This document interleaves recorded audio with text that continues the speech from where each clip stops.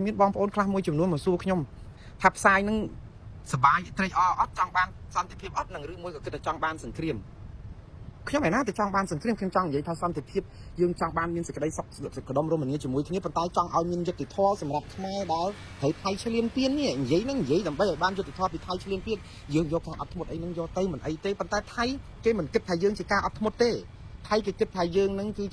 ទទួលស្គាល់កំហុសរបស់យើងថាយើងប្រព្រឹត្តអញ្ចឹងឲ្យបានយើងតាមគេរហូតដកតបដកអីអញ្ចឹងណាវាពិបាកអញ្ចឹងយើងអត់ចង់ឲ្យភាគីមួយខាងនឹងចាប់ផ្ដើមលៀបពណ៌យកចំណេញឲ្យធ្វើឲ្យអាប់អោនតម្លៃជាតិយើងតម្លៃតបយើងតម្លៃការតស៊ូនឹងកលិកម្មរបស់យើងទេខ្ញុំនិយាយនេះខ្ញុំឈឺចាប់តាខ្ញុំចង់បានសន្តិភាពប៉ុន្តែមិនមែនសន្តិភាពនៅក្នុងស្ថានភាពដែលគេមានព្រៀបពេញទំហឹងយើងចេះតែមកយកតែសងដើម្បីតែសន្តិភាពមិនបានទេនៅពេលដែលប្រជាពលរដ្ឋអត់មានស្ងប់អារម្មណ៍ហើយថៃនៅតែបំពេញឈ្លានពានហើយកែប្រវត្តិសាស្ត្រថៃយើងជាអ្នកឈ្លានពានគេអញ្ចឹងគ្មានទេសន្តិភាពបើអត់មានយុត្តិធម៌បងប្អូនត្រូវចាំគ្មានទេសន្តិភាពបើអត់មានយុត្តិធម៌គ្មានទេយុត្តិធម៌បើអត់មានសន្តិភាពវាទៅកតាដោយរំចង្វាក់ស្លូដែលមានគូ2នាក់អញ្ចឹងណាបងប្អូនដូចគ្នាតើសន្តិភាពយ៉ាងម៉េចសម្រាប់កម្ពុជានិងថៃបើដីនឹងបានទៅទេកម្ពុជាខ្លួនឯងស្រក់ទឹកភ្នែករហូតវាអត់មានយុត្តិធម៌ចឹងដូចគ្នាតែអត់មានយុត្តិធម៌គ្មានសន្តិភាពដូចនៅស្រុកខ្មែរចឹងគ្មានទេសន្តិភាពយើងអរគុណសន្តិភាពប៉ុន្តែក៏វាអត់មានសន្តិភាពនៅក្នុងផ្លូវចិត្តដែរព្រោះអីវាអត់មានយុត្តិធម៌សម្រាប់សកម្មជនវាអត់មានយុត្តិធម៌សម្រាប់អ្នកតវ៉ាតាក់ទងអំពើអយុត្តិធម៌សង្គមវាអត់មានយុត្តិធម៌សម្រាប់គណៈបកសង្គ្រោះជាតិដែលគេរំលាយចោលទាំងប្រជាពលរដ្ឋបោះឆ្នោតជិត3លានអ្នកវាអត់មានយុត្តិធម៌ច្រើនយ៉ាងដោយសារតែការគ្រប់គ្រងអំណាចបែបផ្ដាច់ការនិយមអីចឹងទៅអានឹងវាមានសន្តិភាពមកពីណាដូចគ្នាអញ្ចឹងរឿងនេះគឺជារឿងដែលលំបាកមួយហើយខ្ញុំគិតថាកម្ពុជាកំពុងតែប្រាប់ពិភពលោកដែរថាខ្លួនជ្រើសរើសយកវិធីថាថៃចោតអីថាចោះគឺស្ទាក់លហឹមអញ្ចឹងសិនទៅស្ងាត់តែមិនស្ងៀមបាទកម្ពុជាអត់ស្ងៀមទេគឺស្ងាត់មែនគឺស្ងាត់មិនហ៊ានទៅរើបលាលួសគេមែនតែមិនស្ងៀមទេឃើញយើងចាប់ផ្ដើមដកសពាវុធធនធ្ងន់ពីព្រំដែនមកហើយមិនឲ្យថៃទាស់ចិត្តមិនឲ្យសហគមន៍អន្តរជាតិទាស់ចិត្តទេតិចទៀតស្ងាត់ដែរតែមិនស្ងៀមទេនឹងចូលរួមដោះមីននៅតំបន់មានចំនួនហ្នឹងដើម្បីឲ្យត្រូវលក្ខខណ្ឌទាំង4ខតិចទៀតស្ងាត់មិនស្ងៀមទេសហការជាមួយថៃនៅក្នុងការប្រយុទ្ធប្រឆាំងជាមួយនឹងការឆបបោកអនឡាញដើម្បីឲ្យប្រាប់ថាខ្មែរអត់មានជំទាស់អីរឿងហ្នឹងឲ្យត្រូវលក្ខខណ្ឌទាំង4ចំណុចរបស់ថៃខ្មែរស្ងាត់តែមិនស្ងៀមទេតិចទៀតនឹងគ្រប់គ្រងតំបន់ភូមិព្រៃច័ន្ទហ្នឹងដោះស្រាយជាមួយថៃទៅឲ្យមានភាពយុត្តិធម៌គឺជាក់ស្ដែងណានៅហ្នឹងចឹងបានន័យថាតំបន់ព្រៃច័ន្ទនឹងជោគជ័យដែលថៃគេច្បាស់ការរបស់គេប្រើផែនទីគេអត់ព្រមប្រើផែនទីខ្នាតលើ1-200,000ហ្នឹងបានទៅគេទៅយើងបានតែស្ងាត់អញ្ចឹងទៅរឿងនេះចាំមើលខ្ញុំថាថៃកម្ពុជាយើងត្រូវបានថៃធ្វើទុកបុកម្នេញផ្លូវចិត្តច្រើនណាស់ចាំមើលយើងដកអាវុធហ្នឹងដកហើយតែពេលយើងដកសហការគ្នាឬភូមិព្រៃច័ន្ទគឺយើងដឹងតែឆ្លោះគ្នាព្រោះអត់មានផែនទីខ្នាតណាត្រឹមត្រូវហើយដឹងតែមិនត្រូវគ្នាសំខាន់បំផុតនេះអារឿងឆ្លោះគ្នាមួយទៀតរឿ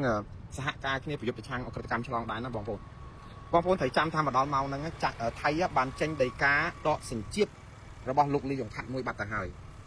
យនៅពេលដែលដកសញ្ជាតិលោកអ្នកអង្គការលីយ៉ុងថាត់គឺជាការផ្ទះកំភ្លៀងខ្មែរមួយដ៏ជឿជាក់មែនតើព្រោះអីលោកលីយ៉ុងថាត់មានសញ្ជាតិថៃប៉ុន្តែជាសមាជិកព្រឹទ្ធសភារបស់កម្ពុជាកូតាគណៈបកប្រជាជនដែលជាអ្នកអង្គការសំខាន់ដែលជាហឹបប្រាក់របស់គណៈបកកណ្ដាលអំណាចនៅកម្ពុជាមួយដែលណាប៉ះគាត់ក៏មិនបាននេះគឺជាការផ្ទះកំភ្លៀងហើយបានចេញដីកាតាមចាប់លោកអ្នកអង្គការកុកអានដែលជាសមាជិកព្រឹទ្ធសភាកូតាគណៈបកប្រជាជនកម្ពុជាមួយទៀតចោទប្រកាន់ពីរឿងឆបោកអនឡាញឥឡូវចេញដីកានិវេតក្រហមតាមចាប់កូនគាត់3នាក់ទៀតរបស់លោកអ្នកអង្គការកុកអានតើពេលដែលយើងប្រាប់ថាសហការជាមួយថៃហ្នឹងតើយើងនឹងបោះដោលដាវឲ្យថៃយ៉ាងម៉េចទៅសហការចាប់បញ្ជូនលោកកុកអាននិងលោកលីយ៉ុងថាត់ទៅឲ្យថៃដើម្បី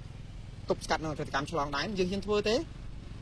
ខ្ញុំថាមិនហ៊ានធ្វើទេហើយបើយើងអត់ធ្វើតើថៃគេព្រមអត់បើយើងប្រាប់ថាសហការតែដល់ពេលហើយយើងអត់ផ្ដល់ព័ត៌មានយើងអត់ជួយសហការដើម្បីបញ្ជូនអ្នកដែលគេចោទពីបទសង្ស័យថាឆបោកជួញដូរបើកមជ្ឈមណ្ឌលបនលបែងអនឡាញយើងកំពុងតែឲ្យដងដាវទៅថៃហើយយើងធ្វើមិនបានទេកិច្ចសហការអក្រិតកម្មឆ្លងដែនអីរបៀបដូចថាទប់ស្កាត់ជារបៀបប្រយោលបានប៉ុន្តែនៅពេលដែលចាប់ផ្ដើមធ្វើតាមថៃគេចេញដីកាឲ្យតាមចាប់លោកកុកអានឬក៏លោកលីយ៉ុងផាត់នេះយើងទៅធ្វើអញ្ចឹងកើតទេយើងអត់ធ្វើបានទេកន្លងមកយើងអត់ទាំងបានសហការថៃចាប់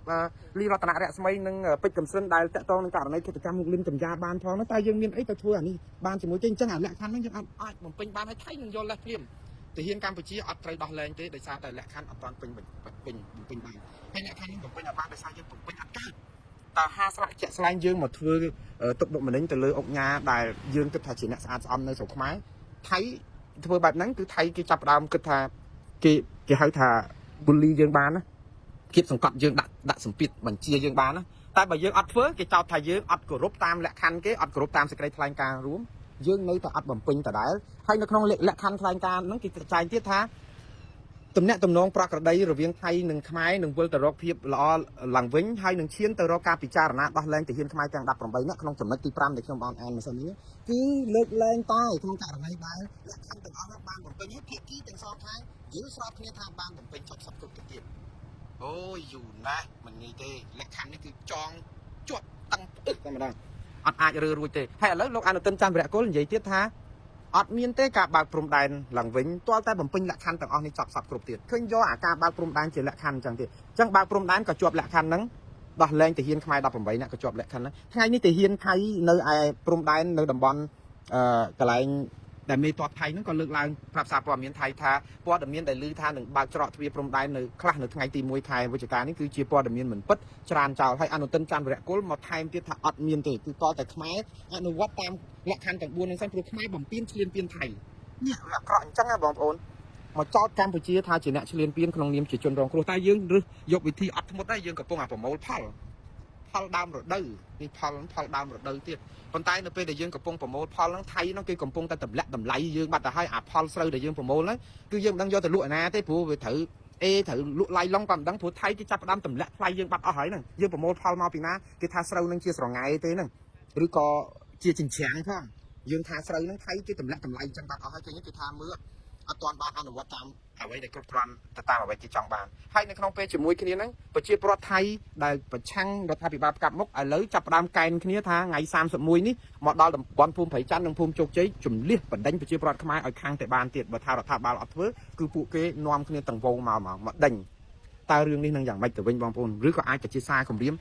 ហើយលោកអនុទិនច័ន្ទវរៈគុលគាត់ប្រយ័ត្នប្រយែងណាព្រោះគាត់ចង់ជាប់ជានាយករដ្ឋមន្ត្រីអាណត្តិក្រោយគាត់អត់មានខ្វល់រឿងសុជីវធម៌សិលធម៌គាត់និយាយមិនដើម្បីផ្គប់ចិត្តប្រជាពលរដ្ឋថៃប៉ុន្តែសរសើរគាត់ដែរដែលចង់និយាយថានៅតំបន់ព្រៃច័ន្ទភូមិជោគជ័យមានកន្លែងខ្លះបានខ្មែរកន្លែងខ្លះថៃជ្រៀតចូលរស់នៅអាស្រ័យផលខុសច្បាប់យូរឆ្នាំដែរ